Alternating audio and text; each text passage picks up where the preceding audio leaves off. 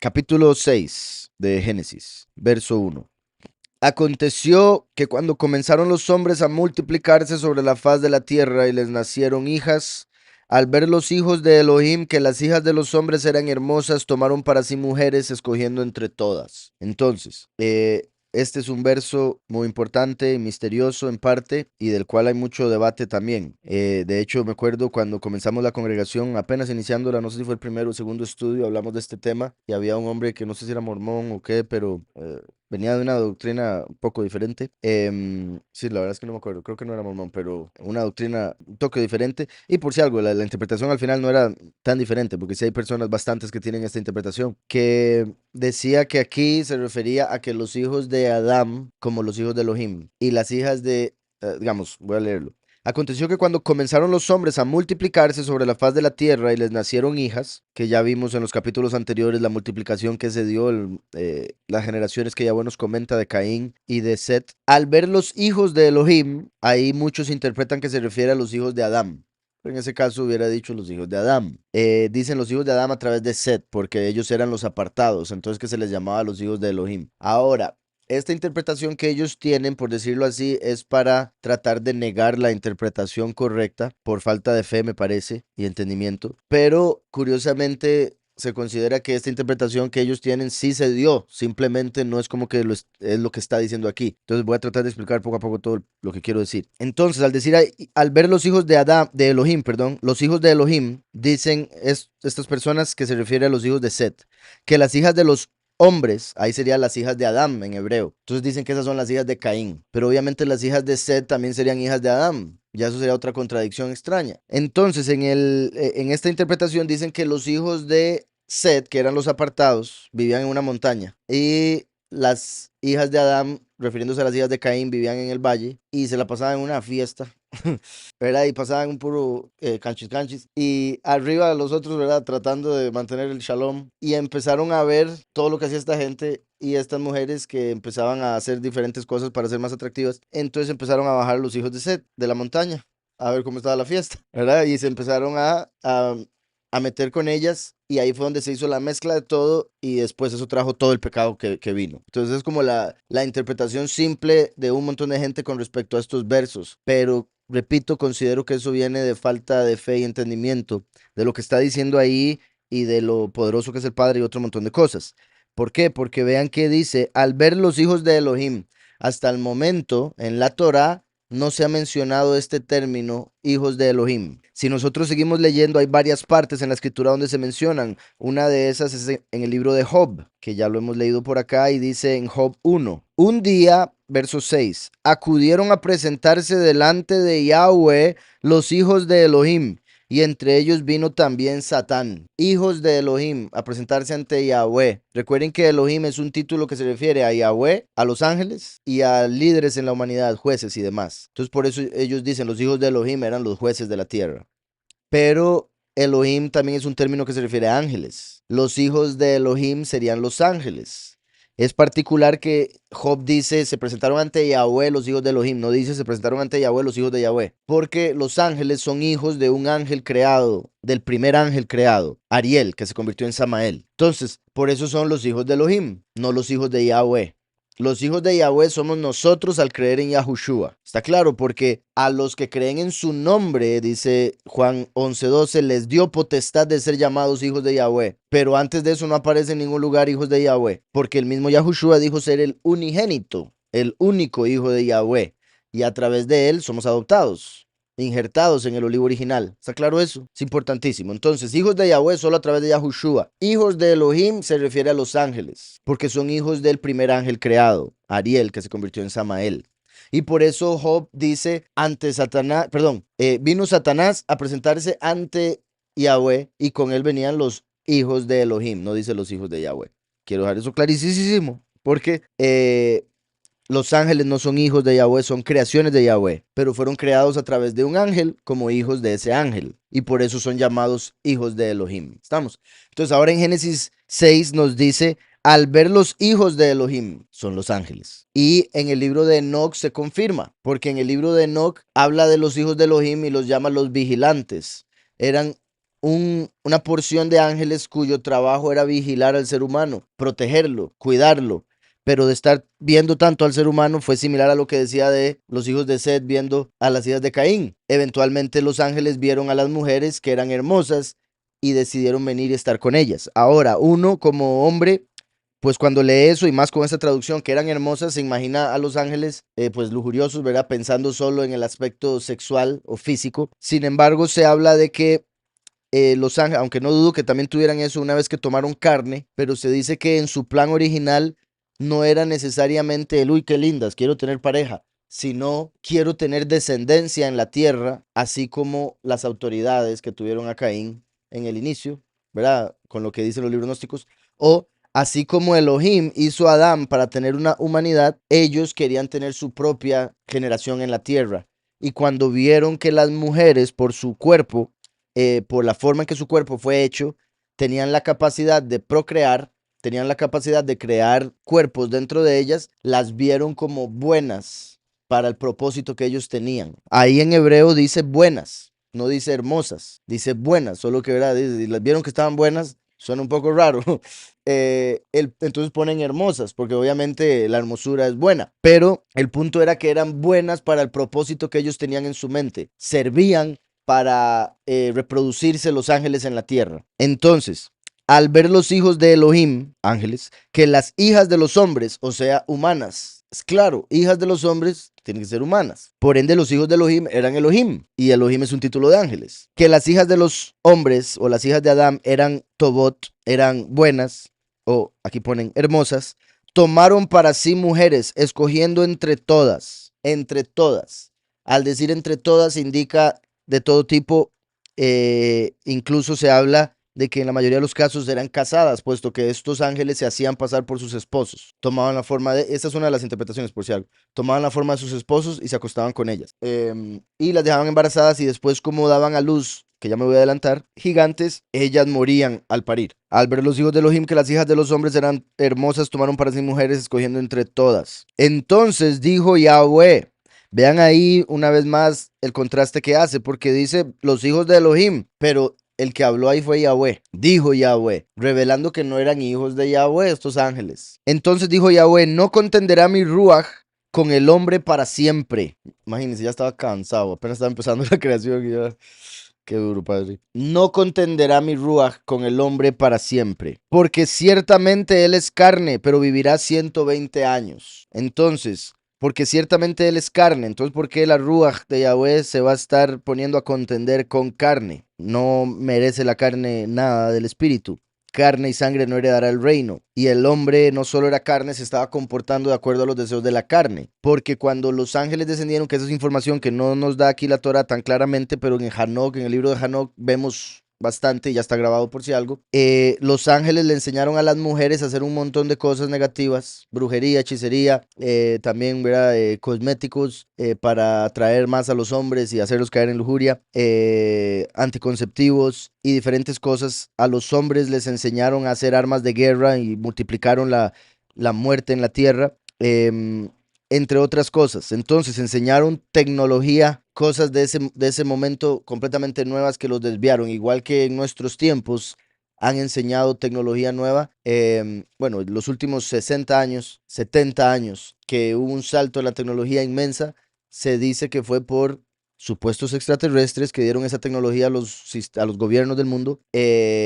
A cambio de personas que ellos pudieran llevarse para experimentar en ellos. Obviamente estos supuestos extraterrestres serían ángeles caídos, porque la venida del Hijo del Hombre sería como los días de Noé. Entonces, en el tiempo de Noé pasó esto, los ángeles bajaron, se mezclaron con las mujeres y dieron información de cómo hacer cosas que el hombre no sabía cómo hacer. En nuestro tiempo así ha sucedido. Han utilizado a las mujeres para infiltrarse en la tierra, haciendo cuerpos que se ven humanos, pero no lo son, o sea, la cizaña, para poder llegar a tener hombres en lugares de poder y demás y controlar la humanidad. Y eso lo hicieron a cambio de darnos información que nos llevaría por el mismo camino, a la destrucción. CERN, ¿verdad? El colisionador de partículas y otro montón de cosas. O sea, de hecho se habla de las computadoras que usamos, los teléfonos que se usan hoy en día como parte de esa tecnología que dieron los ángeles caídos. Entonces, vemos la diferencia ahí, puesto que menciona a Yahweh. Entonces dijo Yahweh, no contenderá mi ruaj con el hombre para siempre. El verso 3. Vayomer Yahweh lo yadon Ruji Badam Leolam. Ahí cuando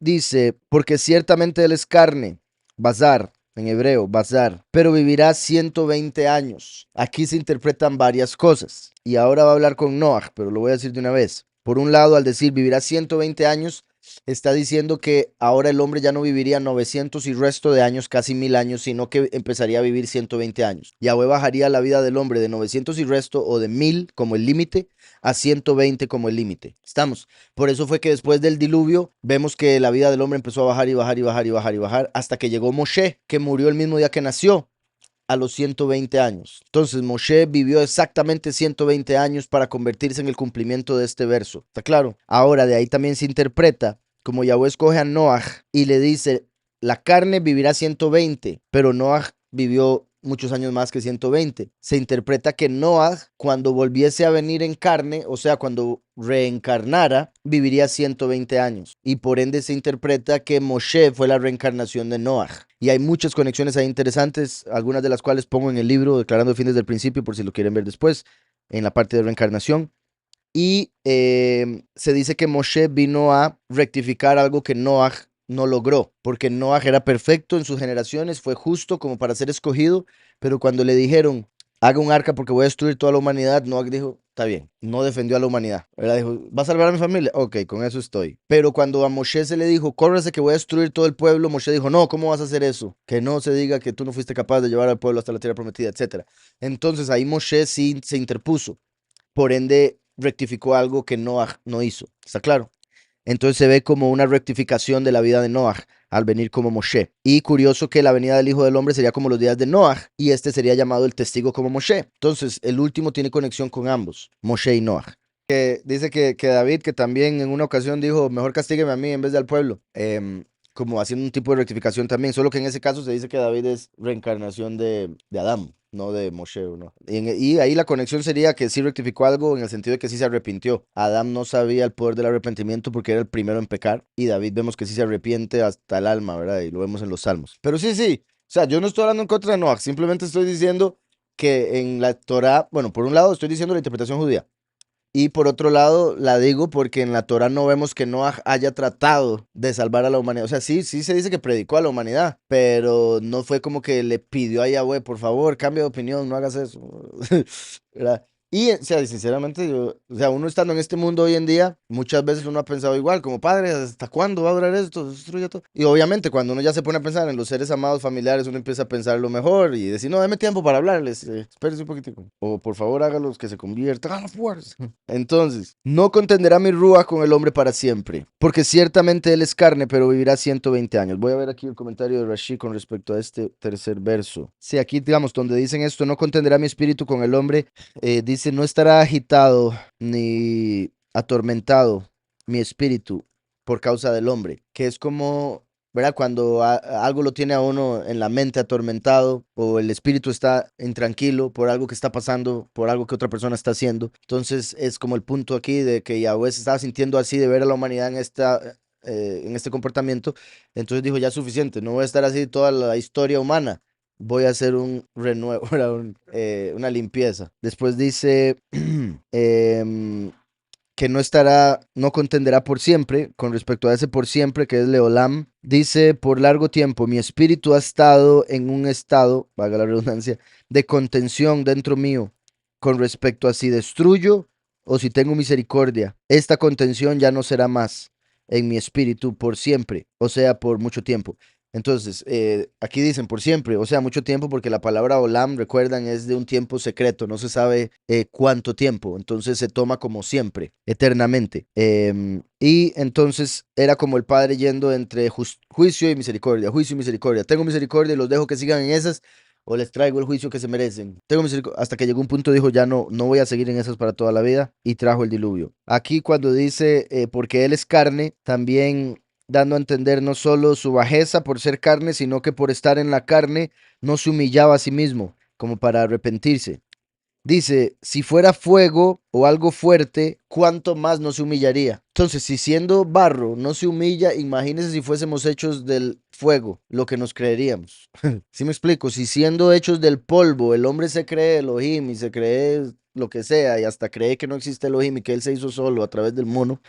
Imagínense si fuésemos hechos del fuego. Dice, no, ok, aquí donde dice sus días serán 120, dice, yo extenderé mi ira hasta 120 años. Entonces se interpreta en el aspecto literal que Yahweh estaba diciendo, no solo lo que mencioné de que vivirían de 1000 años ahora a 120, lo cual se cumplió con Moshe, sino que Yahweh estaba diciendo, les daré 120 años, mi ira se va a extender hasta los 120 años, o sea, a los 120 años ya no aguanto más y traigo el diluvio. O sea, estaba dándoles 120 años de tiempo para arrepentirse, que fueron los 120 años que le dio a Noah para predicar y construir el arca. Además, también se interpreta que la historia humana duraría 120 jubileos, porque 120 por 50 son 6000 y la historia humana duraría 6 milenios en pecado, ¿verdad? Porque después viene el milenio, el Shabbat. Por si algo, porque después aparece que Jafet tenía 100 años cuando se dio el diluvio. Entonces hay quienes dicen, pero ¿cómo si dice que 120 años, pero después dice que él tenía 100 años? Eso querría decir entonces que el diluvio se anunció 20 años antes de que naciera Jafet. Entonces, antes de que naciera Jafet, ya le habían anunciado a Noah que vendría el diluvio y él se puso a trabajar. A los 20 años del anuncio nació Jafet. Y cuando vino el diluvio,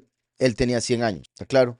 No necesariamente que pase siempre, que no se cubra, pero cabe la posibilidad. Según lo que Pablo nos enseña, sí, cuando los ángeles vuelven a ver para abajo y ven a las mujeres destapadas en oración o en profecía, les llama la atención y algunos de ellos se sienten tentados a caer por parte de lo que Pablo dice, para evitar que caigan los ángeles. Entonces no voten ángeles. Después les aparece ahí un galán y puede ser que sea un ángel caído, ten cuidado.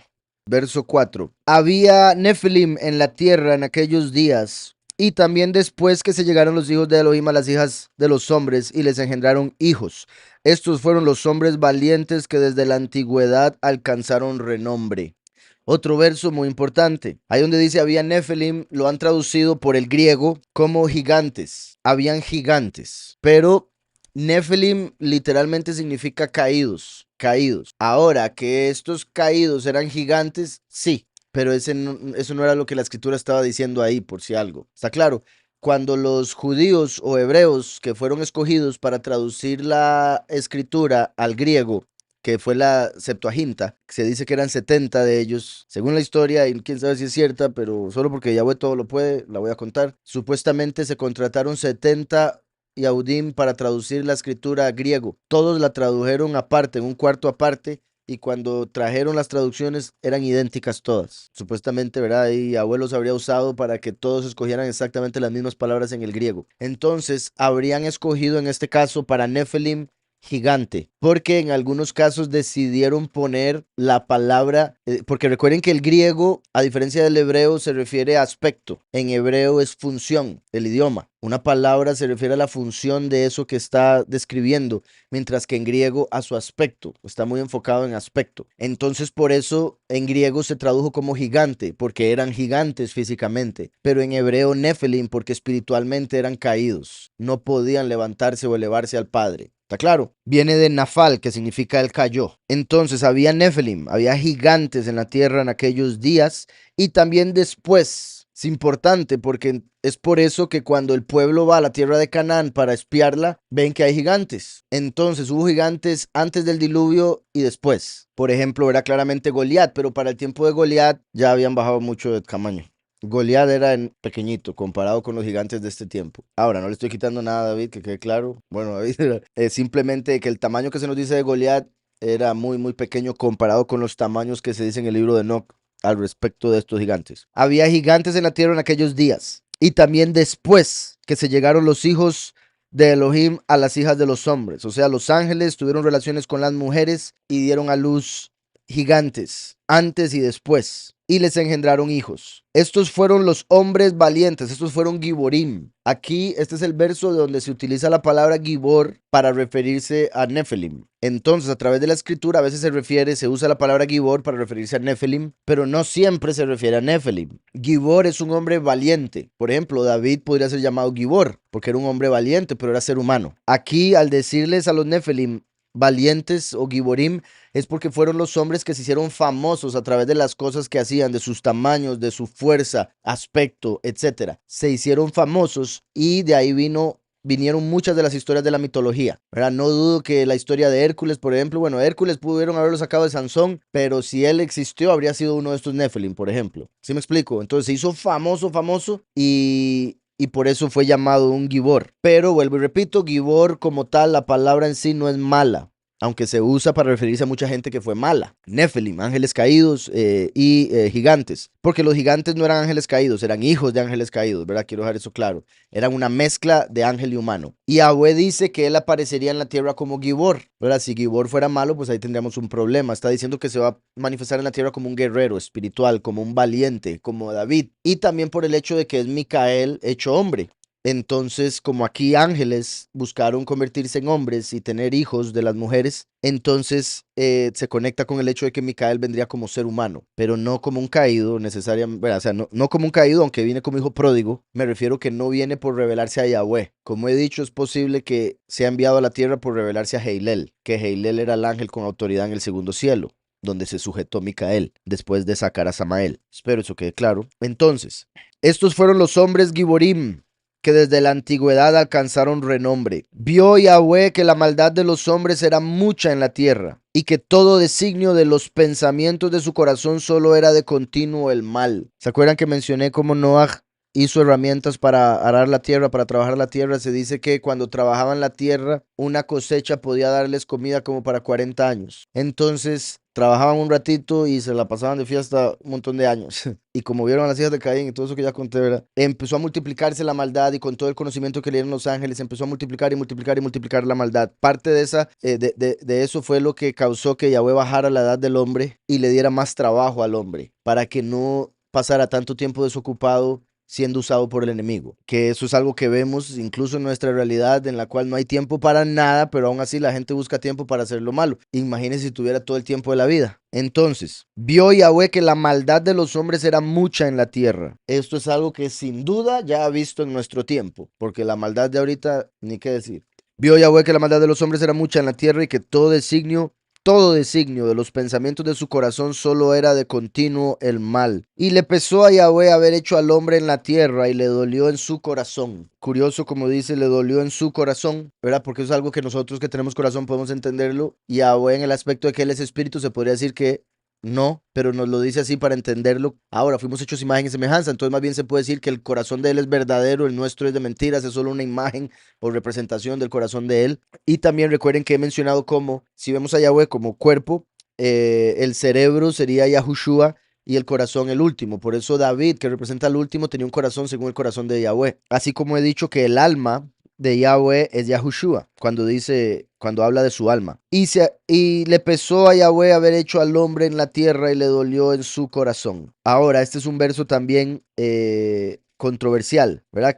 Porque también lo traducen como se arrepintió Yahweh de haber hecho al hombre. Y la escritura dice después que Yahweh no es hombre para arrepentirse, ni hijo de hombre para mentir. Entonces uno podría decir, ¿cómo que él no se arrepiente, pero aquí se arrepintió? ¿Verdad? Viene siendo, y por eso lo traduje o lo dije como le pesó, porque es como de hecho creo que mencioné en el estudio anterior, cuando una persona tiene un hijo, digamos, se sabe, ¿verdad? La hermana sabe que algún día ese hijo o hija va a hacer algo que no le va a agradar, algo que no le va a gustar, por lo cual se va a entristecer, pero no por eso decide no tenerle, porque también sabe que va a hacer otro montón de cosas que le van a alegrar la vida inmensamente, además de que también no se trata solo de ella, ahora se trata de esta nueva criatura, esta nueva persona que viene al mundo a hacer un mundo más. Entonces, Yahweh sabía lo que iba a hacer el hombre y aún así nos creó, pero no porque ya sabía quiere decir que no le iba a doler el vernos actuar como actuábamos. ¿Sí me explico? Entonces, por eso le pesó hacer al hombre, porque como uno también dice, ¿verdad? Una cosa es verla venir y otra bailar con ella.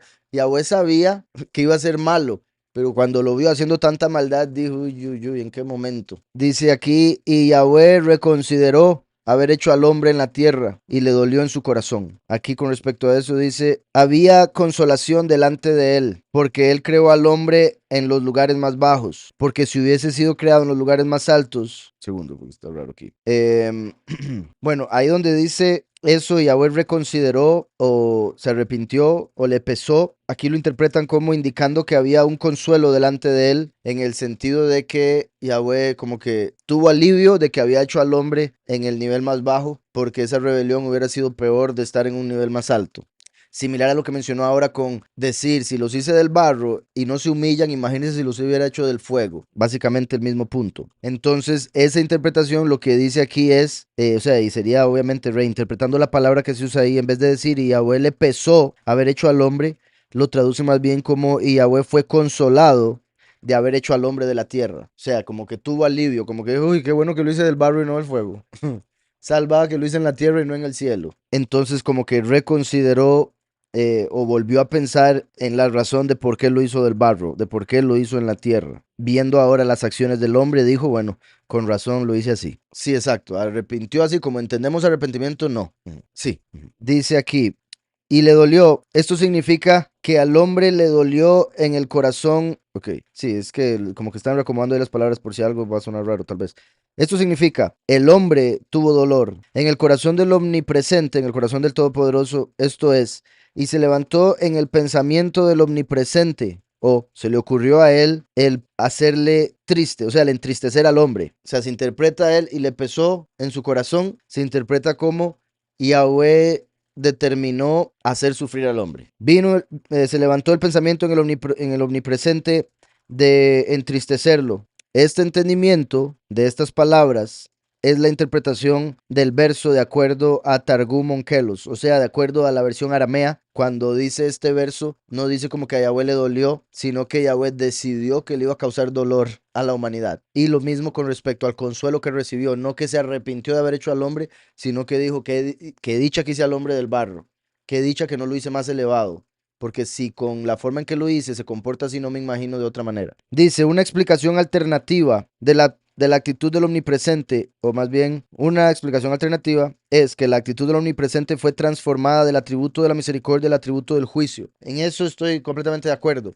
¿Se acuerdan como decía con respecto a lo que Yahweh dijo anteriormente? Ya no contenderá mi espíritu con el hombre porque él es carne.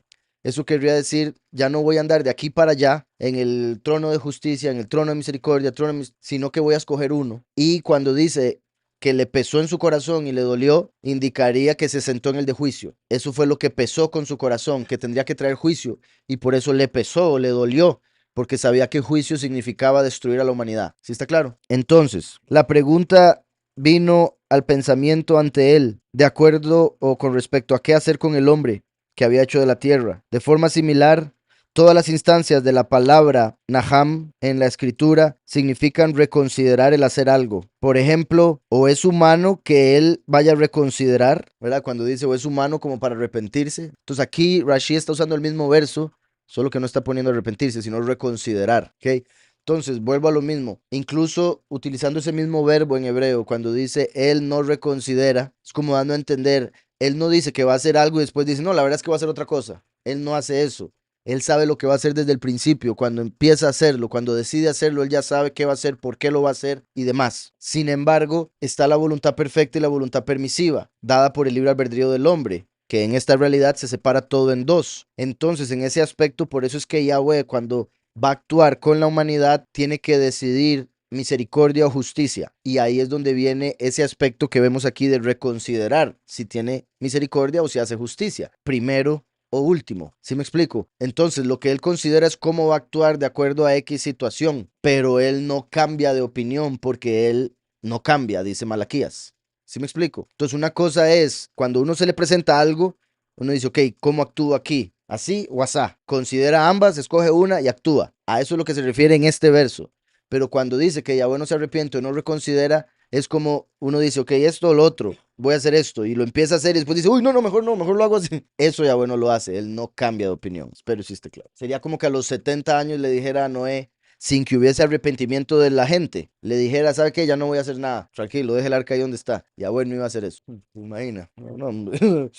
Media arca ya construida, Padre Celestial. Ok. Entonces, si cada vez que aparece ese verbo se refiere a tener un pensamiento diferente, similar a cuando Yahweh hizo a Saúl el rey y después le pesó haberlo puesto como rey. Yahweh sabía lo que iba a hacer, pero llegó el día donde le dolió eso que iba a hacer. Y dijo, uy, qué mal haberlo puesto, pero había que ponerlo, porque era lo que había que hacer para que dejara todo el reflejo profético y demás, y poner a David. ¿Qué significa desde la antigüedad? Algunos dicen que son miles de antes de Noah, civilizaciones de los Anunnaki, ¿qué opina? Ok, los Anunnaki serían estos que dice aquí. Ahora, los Anunnaki serían los Nephilim. Nephilim significa caídos. Anunnaki significa los que descendieron del cielo.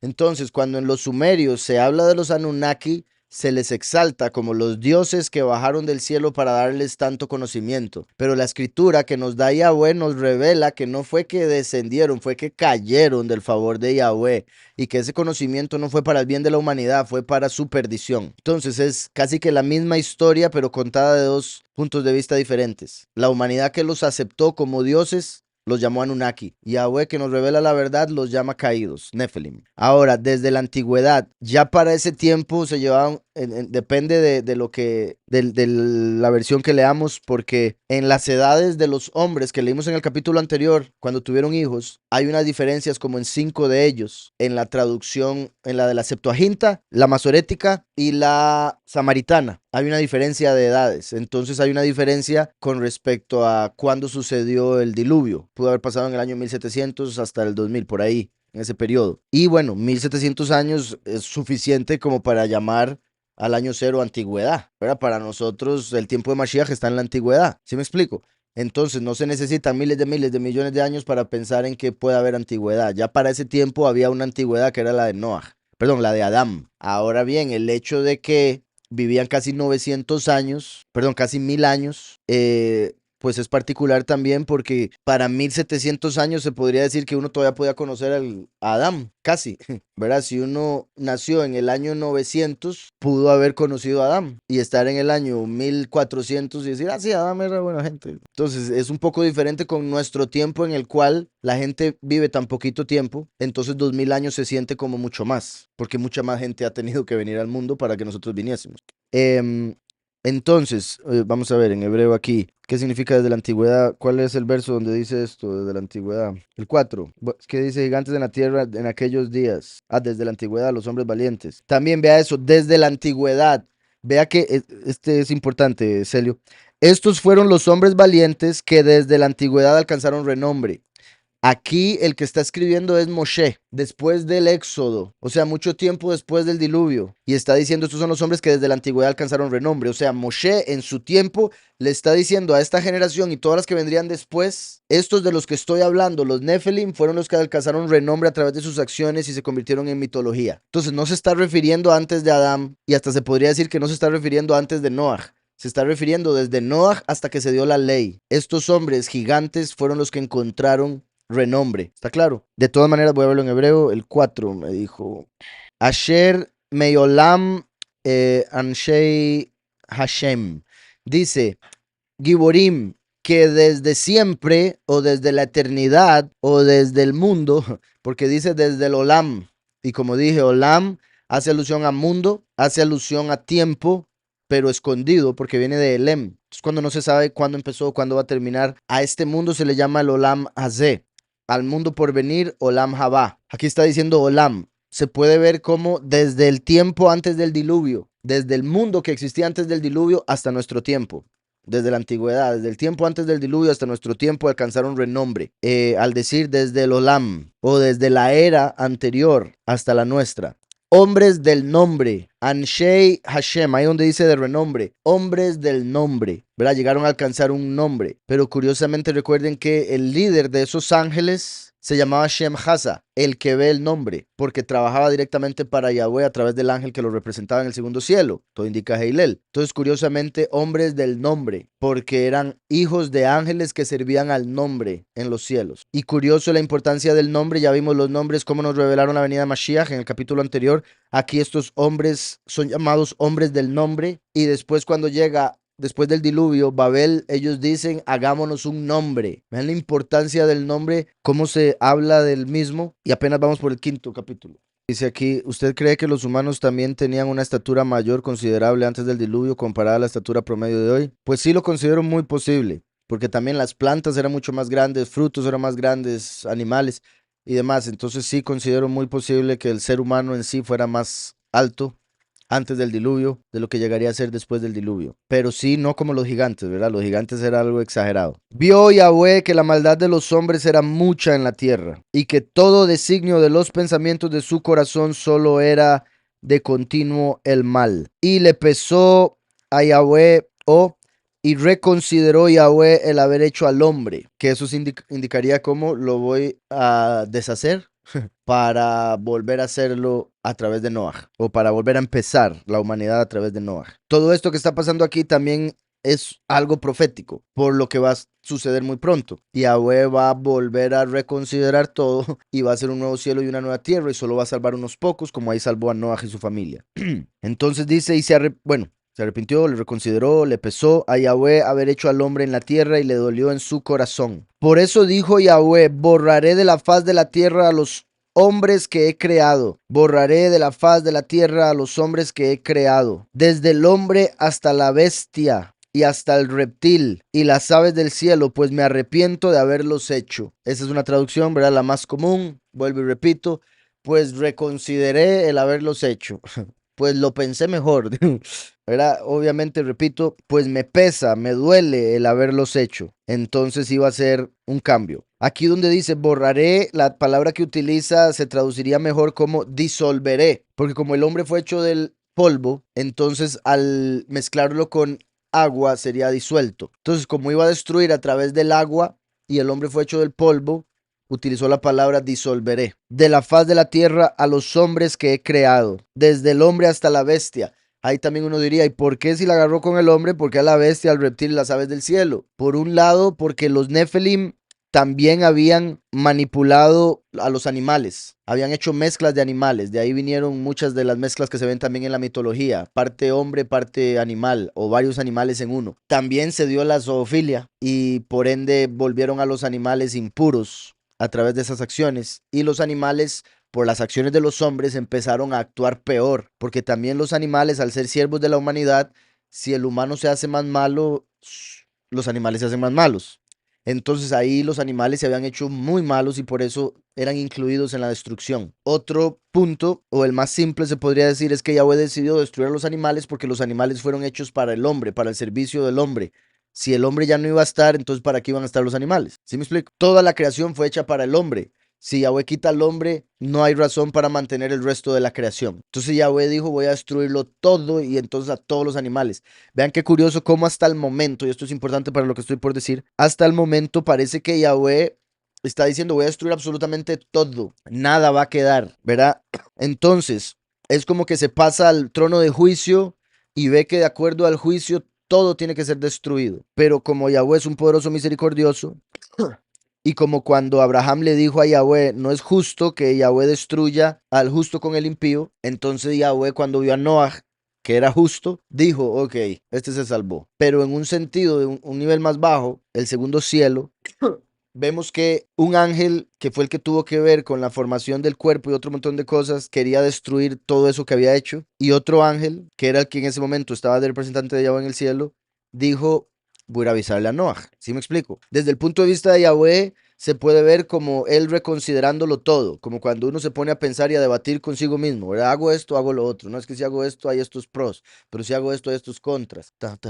En ese aspecto vemos a Yahweh y debajo de él Heilel como la derecha, Samael como la izquierda. Y Samael diciendo, voy a destruir absolutamente todo. Y Heilel diciendo, ok, pero yo voy a ir a salvar a este hombre. No a salvarlo él, sino a avisarle a Noah. Recuerden que Samael, cuando fue puesto a la izquierda, se le dio toda la autoridad que él tenía a Heilel, su hijo. Samael odió tanto eso que de él engendró la muerte. Y a partir de ahí, la envidia que Samael tenía por su hijo Sabaoth y por el lugar en el que estaba elevado, hizo que toda la historia humana haya querido destruir a Sabaoth y todo lo que está debajo de él. Sabaoth, como impío que es también, es como, verá, si alguien lo quiere destruir a uno, pues uno también en la carne quiere destruir de vuelta. Entonces, Sabaoth también ha querido destruir la obra de Samael. En parte porque para eso se le dio el trabajo que se le dio, porque él representa la justicia, Samael la injusticia. Entonces la justicia fue creada para deshacer la injusticia, ¿está claro? Pero por eso esa justicia que se le dio a Heilel con la ley se convirtió en la acusación del hombre. Y no solo empezó a afectar a Samael, sino a afectar a la humanidad. Y por eso tuvo que venir Yahushua sin pecado a morir por la humanidad para vencer al acusador y ponernos por encima de él, para que ahora la acusación de él no nos afecte a nosotros. ¿Sí está claro todo eso? Ahora, entonces estoy diciendo todo eso para entender como en el segundo cielo están estos dos ángeles. Samael, que salió del agua, ¿recuerdan? Como un león, pero de agua. Por eso va a utilizar agua para destruir la tierra. Y Heilel, como el representante de Yahweh en el cielo, segundo, dice, ok, él quiere destruir todo, pero Yahweh no quiere destruir todo, aunque hay muchos que sí merecen ser destruidos y se necesita el reflejo profético. Entonces, voy a dejar que Samael haga lo que va a hacer, pero le voy a informar a Noah para que se prepare, y cuando Samael haga la destrucción que quiere hacer, Noah se salve con su familia y pueda continuar la historia humana. ¿Está claro? Y a partir de ese diluvio estaba cambiando en la tierra la administración de Samael a Heilel, porque recuerden que los primeros 2000 años reinó la muerte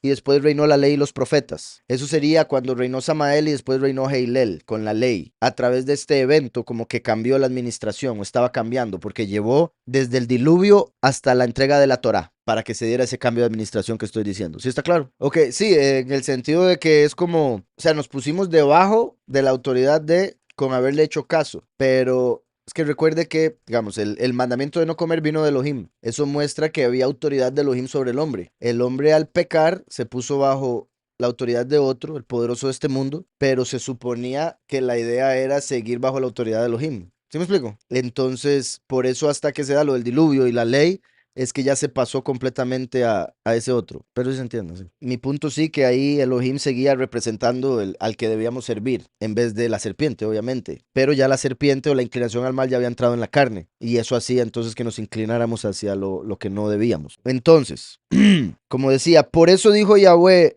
borraré de la faz de la tierra a los hombres que he creado. ¿Se acuerdan el nombre Yeshú que usan los judíos para referirse al Mesías, que significa que su nombre y su memoria sean borrados? Yemach Shemo Betzikro. Yemach, ese borrar, es el que aparece aquí, borraré. Y vean qué curioso que hace un verso decía, estos son los hombres del nombre. Y ahora Yahweh dice, borraré de la faz de la tierra.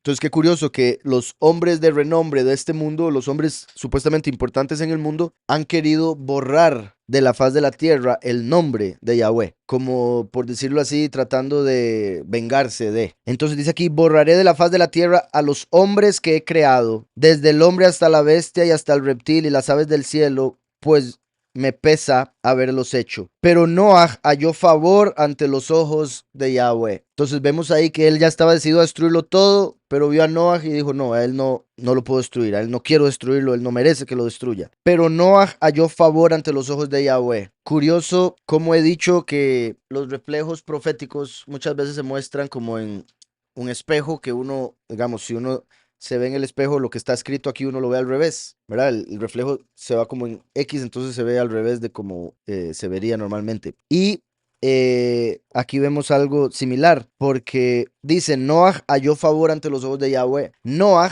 se escribe Nun Het, Noah, y favor se escribe Het Nun, Gen. Entonces, si uno ve a Noah al revés, ve el favor. ¿Sí me explico? Entonces, curiosamente, cuando Yahweh está viendo de los cielos a la tierra como en un espejo, ve a Noah y ve que hay favor en él. Entonces le muestra su favor anunciándole lo que va a pasar. Pero Noah halló gen ante los ojos de Yahweh. Como dije también ahora, Heilel, ¿se acuerdan que es llamado por el mundo y los que le adoran como el ojo que todo lo ve? Porque él fue puesto como un ojo en el cielo para servir a Yahweh. Entonces, qué curioso que dice aquí ante los ojos de Yahweh. Porque este Heilel habría visto a Noah y habría dicho, este es justo, entonces este lo vamos a salvar o le vamos a anunciar lo que viene. El 8 dice, Benoach matzah hein, beinei Yahweh, ante los ojos de Yahweh. Y digo eso porque la escritura en ocasiones menciona a los ángeles como ojos. Entonces al decir, encontró favor ante los ojos de Yahweh, sería como decir que encontró favor ante los ángeles que tienen que ver con el favor, o sea, los de la derecha, mientras que los de la izquierda con lo contrario. Dice, estos son los descendientes de Noah. Noah, hombre justo, era perfecto ante los hombres de su tiempo. Caminó Noah con Elohim y engendró Noah 3 hijos, Shem, Cam y Jafet. Un verso importante. Entonces vemos que cuando menciona a Noah, a pesar de venir diciéndonos todo lo que venía sucediendo negativo y cómo iba a traer sufrimiento, hace un paréntesis para decirnos cuál es la familia de Noah. Estos son los descendientes de Noah, del reposo, consuelo. Noah, hombre justo, Sadik, Eile Toldot Noah, Noah Ish Sadik, hombre justo. Tamim, perfecto. Entonces, Obviamente se puede decir que era completamente justo, ya que está siendo llamado perfecto, tenía todo ante Yahweh. Hay quienes dicen en el judaísmo, por ejemplo, algo que tampoco me gusta mucho, pero bueno, es que al decir era perfecto entre los hombres de su tiempo, y es que entiendo el por qué lo dicen, pero siento que es muy inclinarse siempre a lo negativo. Hay una opinión en el judaísmo que dice que si Noah hubiese estado en otro tiempo, no hubiese sido tan justo como lo fue, porque al decir que era justo entre los hombres de su tiempo, es como dando a entender, si hubiera estado en una generación después, la cual sería peor, no habría sido tan justo. ¿Sí me explico? Tienen esa opinión por el hecho de cómo está escrito. No me gusta nunca ponerle ninguna negatividad a ninguno de los antepasados, menos estos grandes hombres de la fe. Simplemente enfocarnos en que era perfecto, en su generación era perfecto, punto. Que eso es lo que importa.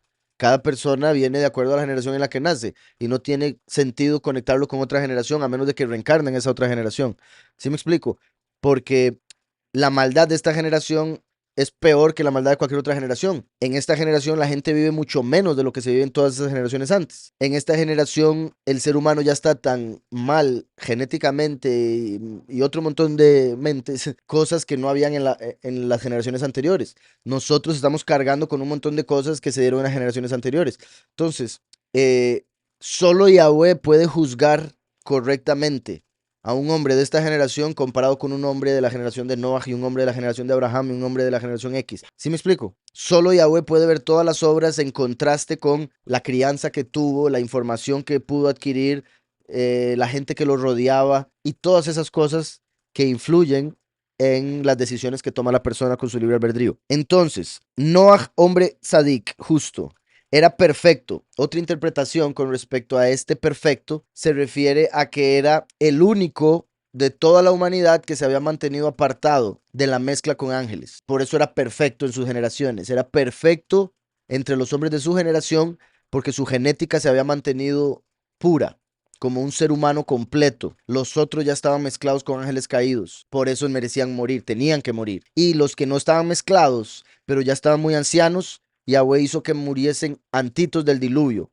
para que no estuvieran durante el momento del sufrimiento. ¿Sí me explico? Que es parte de lo que ha venido sucediendo en nuestro tiempo. Hay gente que si no va a ser de los elegidos, pero Yahweh les ama, hace que mueran antes de que venga la tribulación y la gran tribulación para que no pasen por eso. Noah, hombre sadik, era tamim, era perfecto entre los hombres de su tiempo. Dice aquí sadik, tamim, hayá, Bedorotaiv, en las generaciones, en sus generaciones. En hebreo dice, aquí en el hebreo original dice perfecto en sus generaciones. Y de ahí es que se interpreta que era perfecto genéticamente. De todas las generaciones que habían venido hasta el momento, él era el único que se mantenía completamente humano. Curiosamente, cuando nació, nació albino, dado albino, pero eso lo vemos después del diluvio. ¿Ah? Entonces, él era albino. Era blanco, blanco, blanco, blanco, pelo blanco, blanco, blanco, ojos amarillos, casi, ¿verdad? Ustedes han visto. Entonces, no se veía como todo el mundo, no se veía normal, ¿verdad? Y digo entre comillas por si hay algún albino yo, no. Porque fue todo indica el primer albino. Entonces su papá Lemec cuando lo vio se asustó, volvió a ver a la esposa como, ¿qué hiciste, mujer? Y dijo, este para mí que es de los ángeles. Entonces Lemec pensó que su esposa se había acostado con un ángel caído y por eso había tenido a Noah. Entonces dijo, para mí que este es un Nephilim, vaya y pregúntele a Hanok. Entonces fueron y le preguntaron a Hanok y Hanok le dijo, no, dígale que es el hijo de él. Simplemente nació albino. Entonces ya le dijeron a Lemec, no, ese es su hijo, no se preocupe, es suyo, suyo, suyo. Lo curioso es que cuando él nace, como nace albino, iluminó toda la casa, porque representaba una vez más el sol de justicia. Y el hecho de que para el papá era un Nephilim o un hijo de ángel, conectado con que la venida del Hijo del Hombre sería como los días de Noah y el Hijo del Hombre sería Micael encarnado. Entonces para algunos va a ser un falso profeta o un Nephilim, un caído. ¿Está claro? Entonces, hombre justo, era perfecto entre los hombres de su tiempo. Dice aquí, era perfecto en sus generaciones.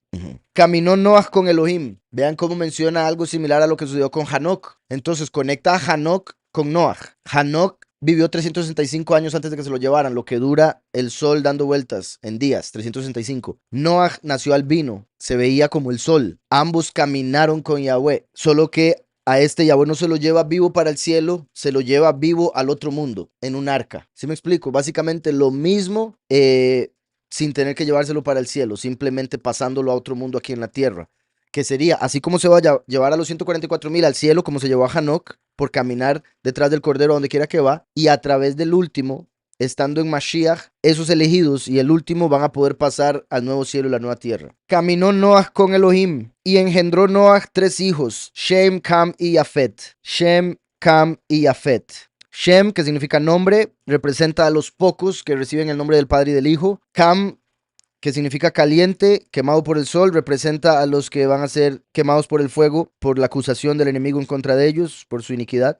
Y Yafet, que significa abierto, representa a los muchos, los cuales van a poder entrar a través de la justificación. La tierra se corrompió delante de Elohim. Vean qué curioso, delante de Elohim. No dice delante de Yahweh. Obviamente delante de Yahweh también estaba corrompida. Pero mi punto es que fue Elohim el ángel a través del cual vendría la destrucción de la tierra por agua. Por eso se corrompió delante de Elohim, porque Elohim era el ángel que estaba a cargo y el que se enojó al punto de querer destruirlos a todos. Pero Noah halló favor delante de Yahweh. La tierra se corrompió delante de Elohim y estaba la tierra llena de violencia. Curioso aquí cuando dice llena de violencia, dice Batimlei y estaba llena, Haaretz, la tierra, jamás. Y estaba llena la tierra de Hamás. Qué curioso que ahorita Hamás está atacando Israel y los musulmanes están llenando la tierra. Jamás.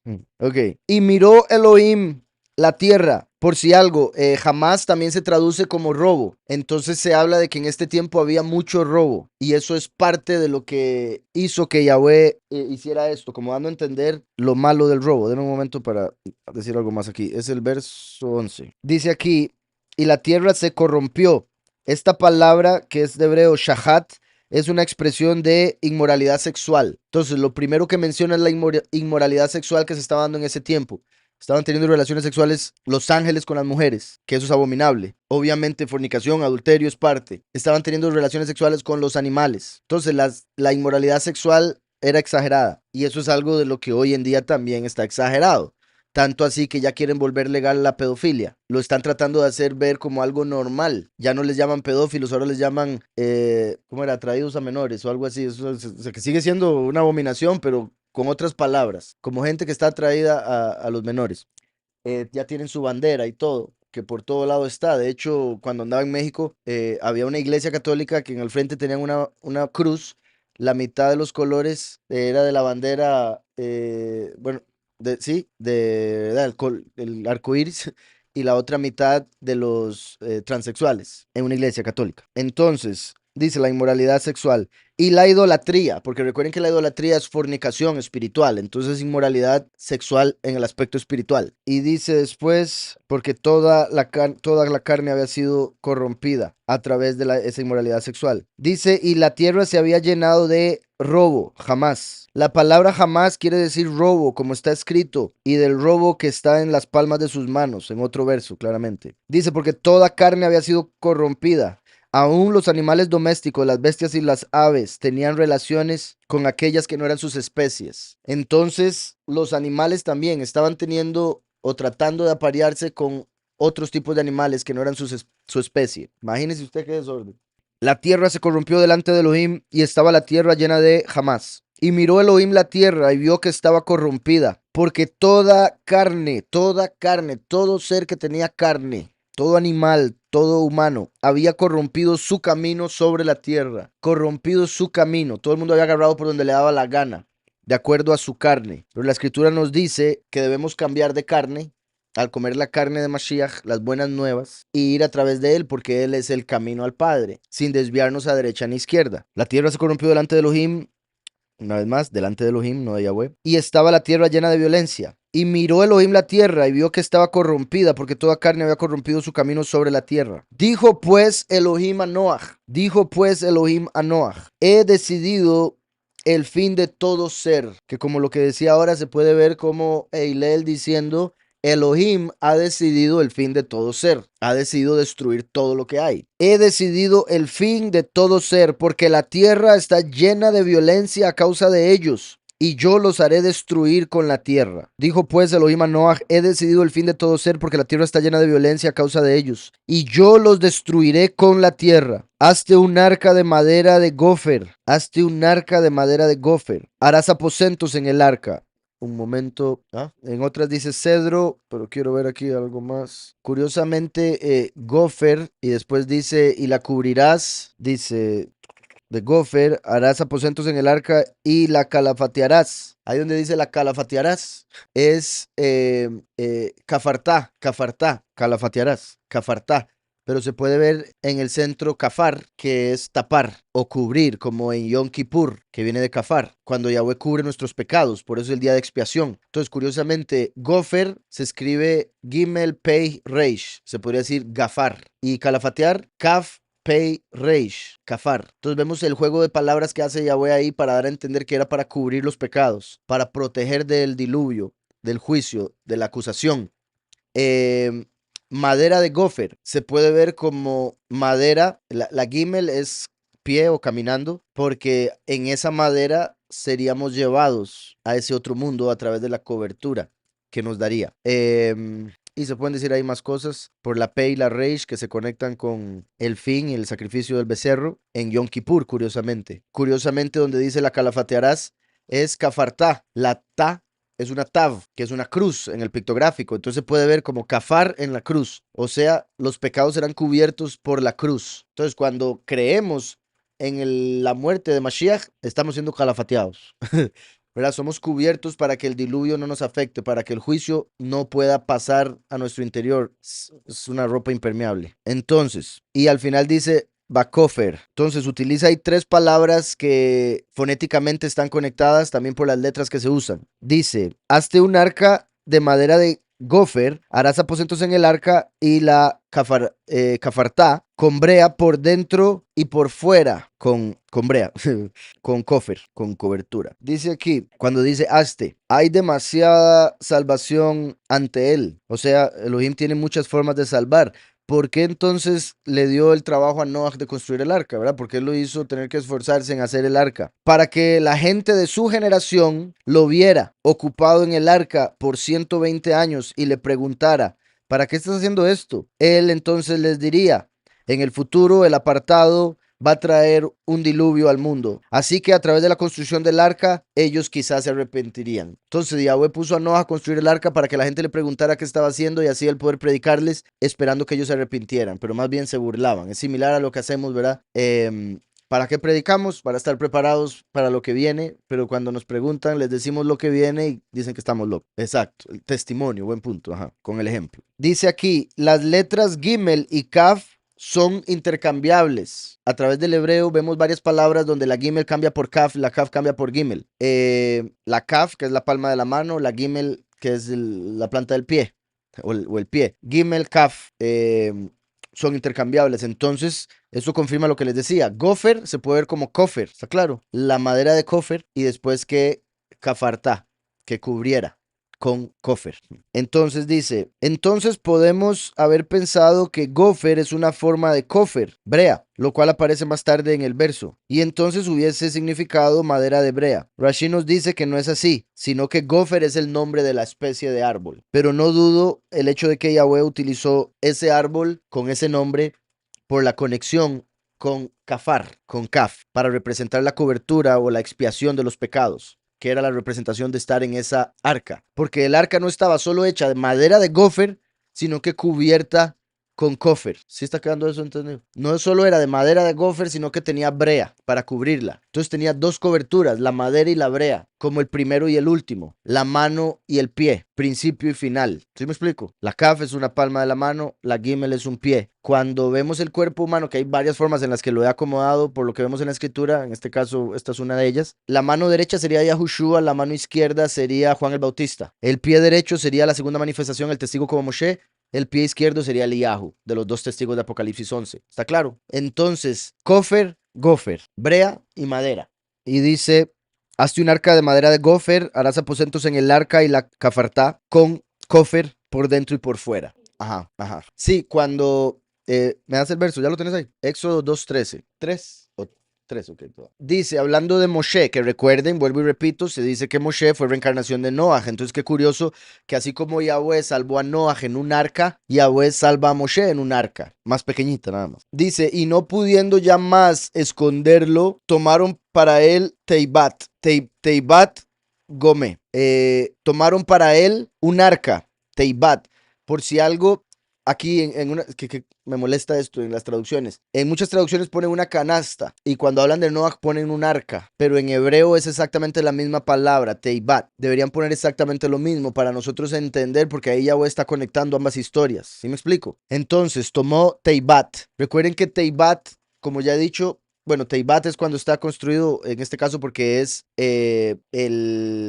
está diciendo arca de, pero como lo vimos ahora en Noah es Teibat, cuando no está construida la palabra con otra o unida con otra. Y Teibat, recuerdan que es Tav, Bet, Hey. De hecho, aquí donde dice en Génesis, hazte para ti un arca de madera de gofer, dice Teibat Etzei gofer, porque, repito, está diciendo arca de madera. Entonces, como es de, cambia la hey por una tav, Teibat. Aquí lo voy a poner como está apareciendo en estos dos versos. Como dije, aquí está arca de, porque era arca de madera. Teibat. Si no, nada más se quita esta tav y se pone una letra hey, ¿ok? Que sería como la forma simple de la palabra. Teibat.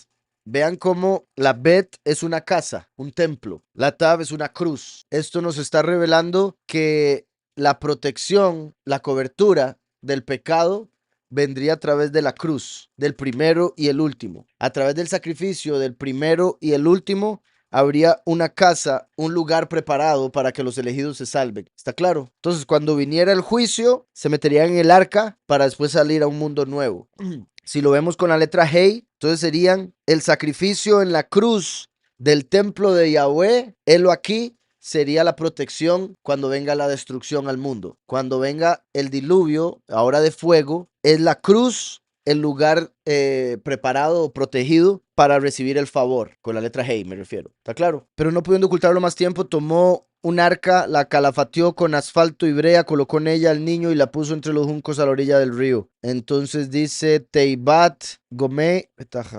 Sí, aquí no menciona el kofer, menciona otra palabra, obviamente, pero sí el arca sí es igualita. Y si no me equivoco, también se usó otra madera, por si algo, pero era un arca. Y al usar otra madera, estaría indicando, ¿verdad? Otro madero, otro sacrificio. Y dice, para ver si lo logro cerrar. Hazte un arca de madera de gofer, harás aposentos en el arca y la calafatearás con brea por dentro y por fuera. De esta manera la harás. De 300 codos será la longitud del arca.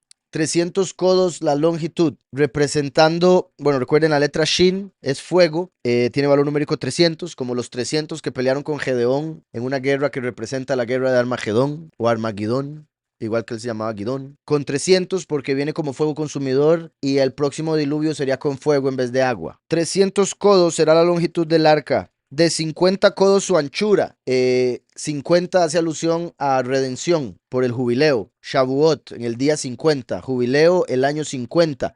Habrían 120 jubileos para llegar al puro fin donde se da la restauración de todas las cosas. Y ellos estaban siendo ahí protegidos en esa arca que tenía de ancho 50. Y 30 codos de altura, como la Lamed, que es la única letra que asciende, que se eleva. 30 codos de altura, valor numérico de la Lamed que representa aprendizaje, la enseñanza. Por ende, la enseñanza de Mashiach, que murió en el madero, siendo el templo de Yahweh para darnos su espíritu, Teiba. La enseñanza de aquel que murió en el madero, siendo el templo de Yahweh para darnos el lugar preparado a través de su espíritu, que nos da el favor. Enseñanza, como dije, la altura, 30, para llegar a la redención, 50 de ancho y de largo 300 como el fuego consumidor, porque ahora lo que viene es la inmersión en el fuego. Juan el Bautista trajo la inmersión en agua y Yahushua la inmersión en espíritu y el último la inmersión en fuego, 300. Y repito, pero bendito Yahweh, tenemos la protección para la redención con el 50 a través de la enseñanza de Yahushua el 30, que también es el buen pastor y la Lamed representa al buen pastor. Una ventana harás al arca. Imagínese usted con todos los animales ahí, echando todos los días y una ventana nada más. Todo el día en la ventana. Por si algo, se habla de que habrían 3 pisos. Acaba de decir que era 30 codos de altura, 10 codos cada piso. En el piso superior estaban los seres humanos, en el piso del medio los animales y en el piso de abajo los desechos. Una ventana harás al arca, la acabarás a un codo de elevación por la parte de arriba. Era para los seres humanos, ¿verdad? Y a su lado pondrás la puerta del arca y le harás 3 pisos. 3 pisos, como ya acabo de mencionar, seres humanos, animales, desechos. Yo enviaré un diluvio de agua sobre la tierra. Vean que ahora había dicho, Elohim dijo a Noah. Y está diciendo, yo enviaré, Elohim. Yo enviaré un diluvio de agua sobre la tierra para destruir todo ser en que haya espíritu de vida debajo del cielo. Vean eso. Aquí, en hebreo es muy similar. Dice para destruir toda vida o todo viviente. Pero vean cómo dice, para destruir todo ser en que haya espíritu de vida debajo del cielo.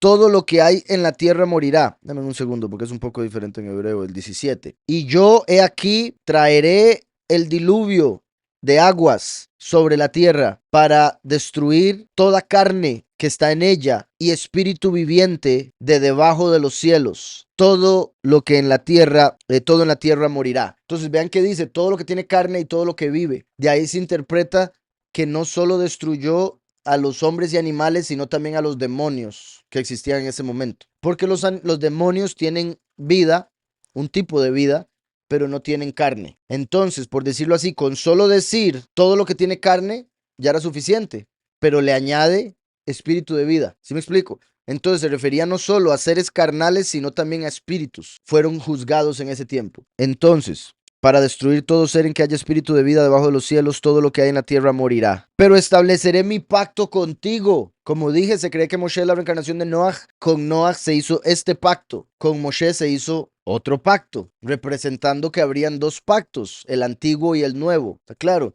Por eso Yahushua viene a hacer el pacto y el último viene a confirmar el pacto. Por eso vemos dos a cada rato. Igual cuando Moshe subió 2 veces por 2 tablas. ¿Está claro? Entonces, en el pacto que hizo con Noah le dio 7 mandamientos. En el pacto que hizo con Moshe le dio 10 mandamientos.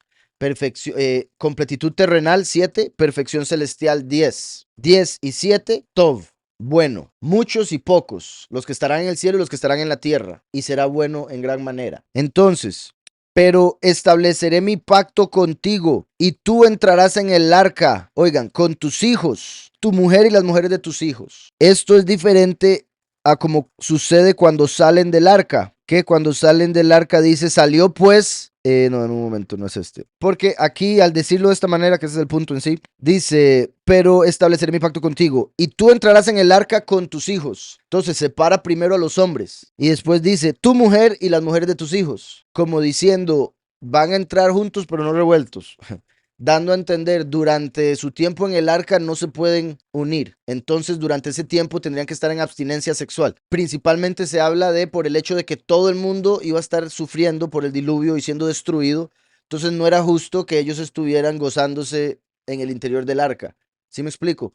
Tenían que pasar apartados los hombres de las mujeres. Se dice que Cam, el cuervo y el perro fueron los únicos que no hicieron caso a eso. El perro, el cuervo y Cam sí tuvieron relaciones sexuales durante el tiempo del arca y por eso después habrían sido castigados de una manera. Según una historia judía, el cuervo pensaba que Noah le quería quitar la esposa. Mira qué historia más. Y como lo mandó de primero a revisar, dice, no, este me está mandando para quedarse con mi cuerva. Dice, tú, tus hijos, tu esposa, los hombres separados y las mujeres separadas. De aquí entendemos que se les prohibió tener relaciones. Dice, cuando Elohim le manda salir del arca en el 8:16, él menciona a la esposa de Noah inmediatamente después de mencionar a Noah. 8:16, si era ese. Entonces dijo Elohim, 16, sal del arca con tu mujer, tus hijos y las mujeres de tus hijos. Ven, en la anterior dijo, entrarás tú y tus hijos, tu esposa y las esposas de tus hijos. Ahora dice, sal tú y tu esposa, tus hijos y sus esposas, como diciendo salgan y ahora sí pueden estar juntos. Con tus hijos, tu mujer y las mujeres de tus hijos. Y de todo lo que vive, de todo ser. Vean cómo dice, de todo lo que vive, de todo ser.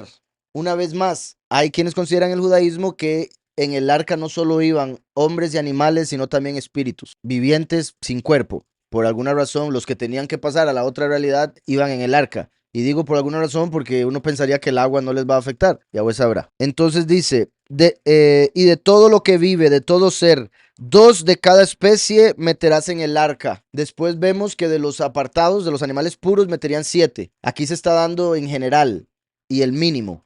2. 2 de cada especie meterás en el arca. Curiosamente, arca, como ya dije, sería como una casa. Por eso está compuesta por una cruz, un templo, una casa y otra cruz o el hombre que está llamando la atención, que sería como Noah llamando la atención para que entren en el arca y se salven de la muerte que viene, ¿verdad? Cuando vemos Teibá al revés. Hey, Bet, Tav. Hey, arca, no mueran, básicamente, en simple. Entonces, muestra que la Bet es el centro del arca, o sea, es una casa, a pesar de que va a ser un barco o estar sobre el agua, es una casa donde van a estar ellos por un año esperando la salvación. Y dice, de todo lo que vive, de todo ser, dos. Recuerden que la letra Bet, que es una casa, tiene el valor numérico 2. ¿Por qué? Porque estaban pasando de un mundo al otro. Porque Noah iba a ser el segundo Adán, porque ahora todos vendrían de él. ¿Sí me explico? Además de que estaba creando una casa y etcétera. Para que tengan, dice entonces, y de todo lo que vive, de todo ser, dos de cada especie meterás en el arca, para que tengan vida contigo, macho y hembra serán. ¿Se imagina hoy en día? Dirían, no, no, macho, hembra, género fluido, asexual, pansexual, transexual. Génesis 7:2. De todo animal limpio tomarás 7 parejas, cada macho con su hembra. Pero de los animales que no son limpios, una pareja, un macho con su hembra. Y se interpreta que los que venían extra era por un lado porque los animales limpios o puros no se aparean tanto como los impuros, pero por otro lado porque Noah llegaría al otro lado a hacer un sacrificio. Entonces si sacrificaba a los que traía se quedaba sin animales. Entonces por eso tenía que llevar extra. Pero estableceré mi pacto contigo. Entonces igual que Moshe hace un pacto. Por eso la venida del Hijo del Hombre, testigo como Moshe, como los días de Noah, confirma el pacto. Viene con un arco. Aquí se hizo un arco iris. El último viene con un arco de guerra. Y qué curioso cómo el arco iris está tan presente hoy en día por cómo lo usan los de la inmoralidad sexual. Imagínense el descaro, que el pacto de Yahweh de que no volvería a destruir el mundo por agua, por la inmoralidad sexual, se convirtió en el símbolo de aquellos que están en inmoralidad sexual, revelándose ante el Todopoderoso, por eso va a mandar fuego. Entonces, mi pacto contigo, y tú entrarás en el arca con tus hijos, tu mujer y la mujer de tus hijos, y de todo lo que vive, de todo ser, dos de cada especie meterás en el arca, para que tenga vida contigo, macho y hembra serán. De las aves según su especie, de las bestias según su especie, de todo reptil de la tierra según su especie, dos de cada especie entrarán contigo para que tengan vida. Entonces no metió peces porque iba a traer diluvio de agua y los peces, ese es su hábitat, entonces no les iba a afectar tanto. Obviamente algunos sí, porque mucha del agua que salía del abismo venía hirviendo. Entonces no dudo que hayan muerto muchos peces, principalmente los que se hayan corrompido. Y Yahweh podía guardar en un área con agua normal o no tan caliente a aquellos que él quería dejar para la próxima vida, el próximo mundo. Dice, para que tengan vida. Toma contigo de todo alimento que se come, almacénalo.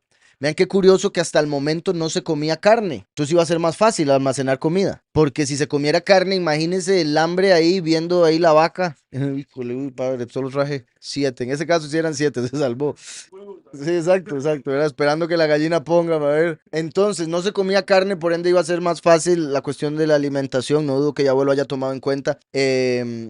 Entonces, toma contigo de todo alimento que se come y almacénalo para que te sirva de sustento a ti y a ellos, ¿verdad? Los animales. Noah lo hizo así, todo lo hizo conforme a lo que Elohim había mandado. Entonces no vemos que Noah le diga a Elohim, no, ¿cómo vas a matar a todo el mundo? Perdónalos, no saben lo que hacen, pobrecitos. No, dice, está bien, yo hago todo eso, no se preocupe. Exacto, dice, súper bien, ¿verdad? Sí, está bueno, pero está el aspecto de justicia y el de misericordia, ¿verdad? Él era justo.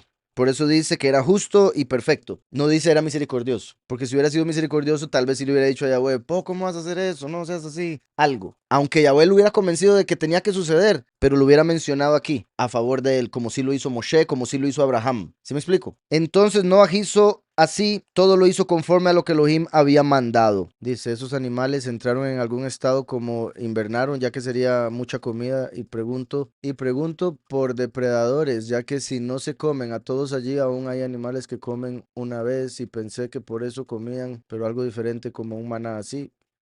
No, como acabo de decir, en ese tiempo no se comía carne, ni los hombres ni los animales. Entonces el león comía paja como va a comer paja después, según Isaías, va a volver al estado original. Entonces en el arca no había depredadores en el aspecto de que se iban a comer los unos a los otros. Eso empezó a suceder después del arca.